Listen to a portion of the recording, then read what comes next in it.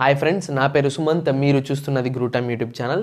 ఇవాళ ఈ షార్ట్లోని క్వశ్చన్ ఏంటంటే, మన సబ్స్క్రైబర్లో ఒకరైన వెంకటేష్ అనే వ్యక్తి, బ్రో మనం ఏసీ మోటార్ని డీసీ మోటార్గా కన్వర్ట్ చేయొచ్చా అని చెప్పి కామెంట్ పెట్టాడు.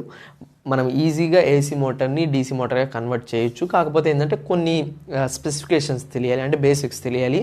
ఏంటంటే నేను అది సింపుల్ చెప్తాను. ఇటుపక్క ఏసీ మోటార్ అనుకోండి, ఇటుపక్క డీసీ మోటార్ అనుకోండి. ఏసీ మోటార్లో మనం సప్లై ఇస్తే, సప్లై ఇచ్చిన తర్వాత మనకి ఏమవుతుందంటే ఆ సప్లై డైరెక్ట్ వైండింగ్స్కి వెళ్ళిపోతుంది.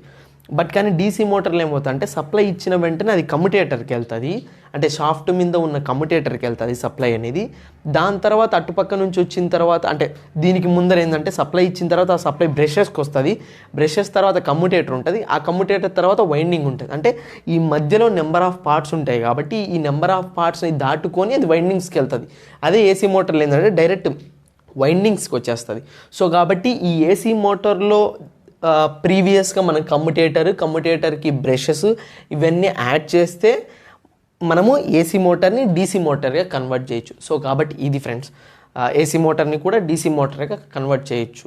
సో కాబట్టి షార్ట్ని చూశారు, అలా వెళ్ళే ముందు సబ్స్క్రైబ్ చేయొచ్చు కదా.